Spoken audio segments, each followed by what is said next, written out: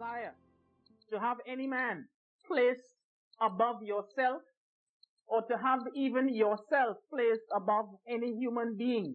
I say it is a dangerous thing. It is a dangerous thing. Now, this idea of wanting to have the preeminence is one which Paul saw in his day, and he warned the church that the devil will use men from among yourselves who will rise up wanting to have the preeminence. And this is what he says in Acts chapter 20 and verse 30. Before in fact, let me read that. Acts chapter 20 and verse 30.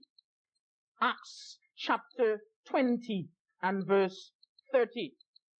It says there, I'll read from verse 29, it says, "For I know this, that after my departing," notice carefully, and all this was supposed to be after the falling away, after Paul and after the apostles had fallen, departed, when they had those who had died and those who were martyred and so on. Paul warned, it says, "For I know this, that after my departing shall grievous wolves enter in among you, not sparing the flock. Also of yourselves shall men arise, speaking perverse things, to draw away disciples after them." Now that has always been the aim, the secret burning desire of men who love to have the preeminence. They want to draw disciples after them.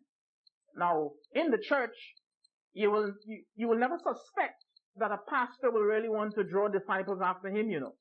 Now, he can be the pastor of your church, and he can have disciples right in the church there. All right? He doesn't have to form a new church. He will stay right there. And disciples after him will mean he has captured your mind. In other words, he will stand in the pulpit and he will tell you it is okay to worship on Sunday or to have service on Sunday and so on, Sunday morning. It is okay to extol Mother Teresa. It is okay to keep Christmas by planting a Christmas tree on the rostrum and so on. And everybody will just follow along. That's a grievous wolf. He is drawing disciples after him. And it says here, in this same spirit that Paul warned us about. And this was not something that Paul simply warned us about, but it was something that actually happened even while the disciples were alive. And this is what we find in John 3.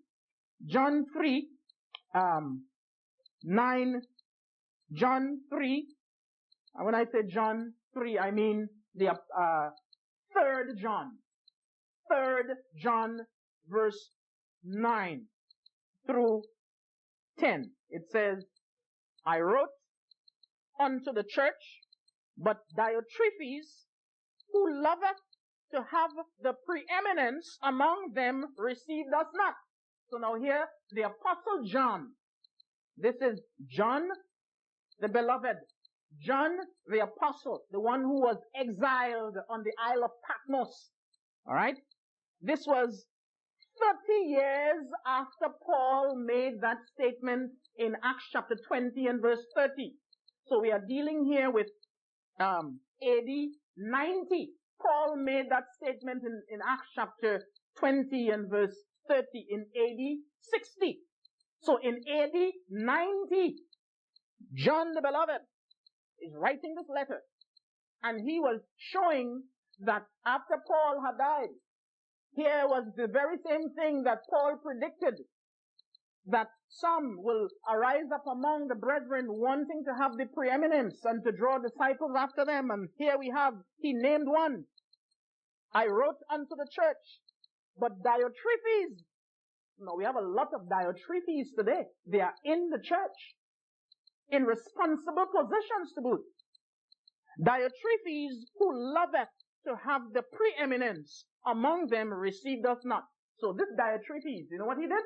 He planted himself, or the devil planted him, to be in responsible position in the church. And he did not even receive the Apostle John. You see? So it reached the point where the true disciples were looked upon as the bad guys. See?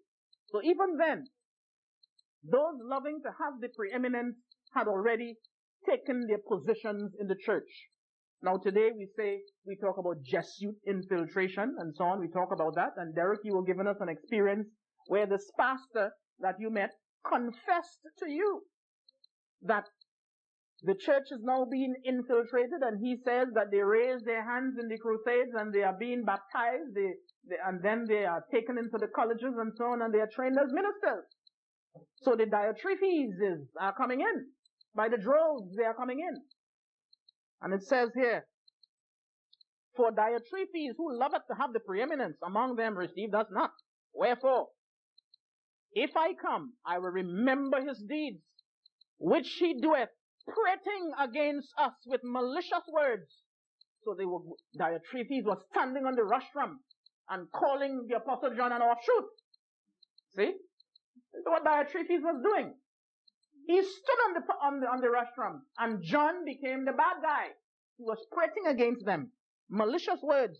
Not content therewith, neither doth he himself receive the brethren, and forbiddeth them that would, and casteth them out of the church. This is what Diotrephes did.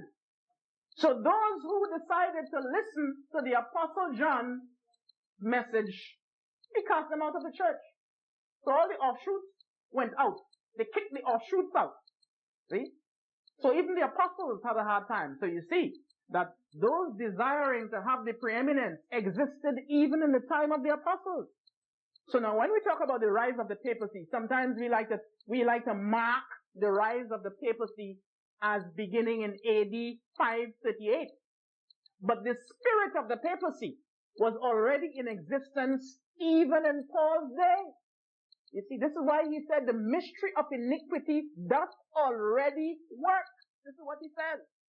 And the first individual to assume that position was one of the leaders, Diotrephes.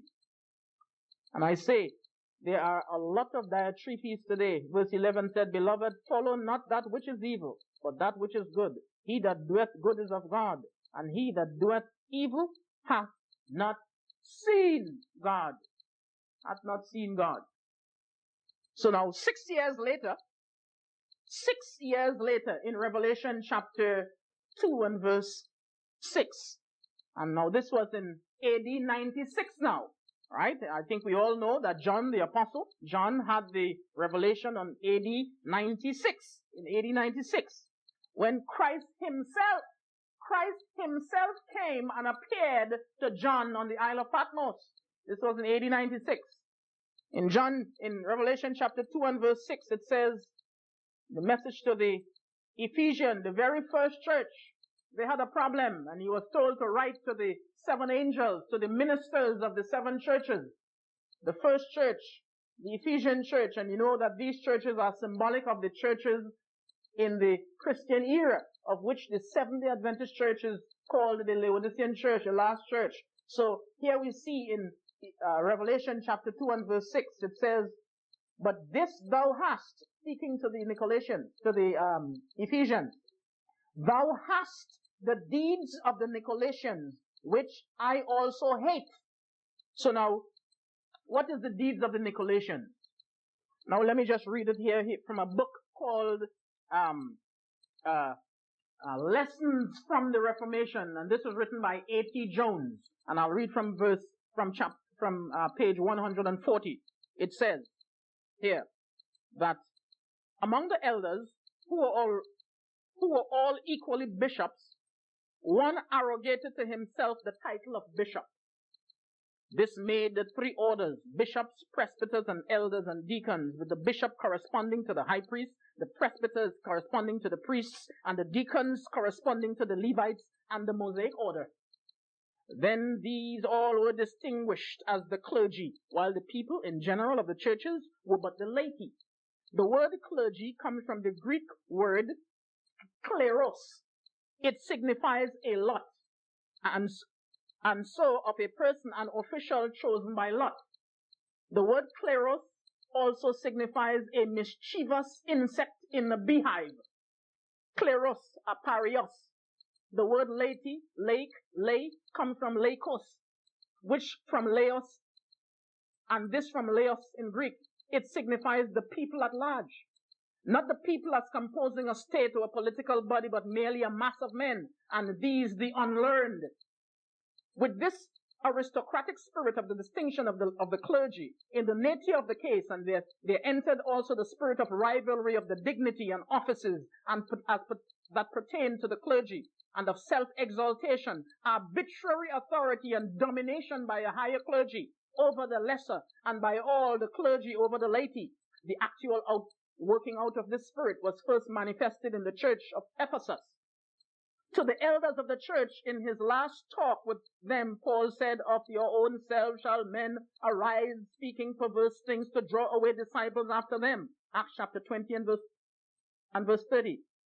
About 30 years later, it had developed to the point where Diotrephes would assume the place of Christ by asserting the preeminence, by rejecting Christ's apostle, by refusing Christ's word by his apostle, and by casting out of the church all who would not yield to his dictation and domination. Then about 6 years later than that, the Lord Jesus, in choosing words to all, exposed and denounced all this as the hateful thing that it is. Follow our studies at Solemn Thought Ministries on YouTube to learn more.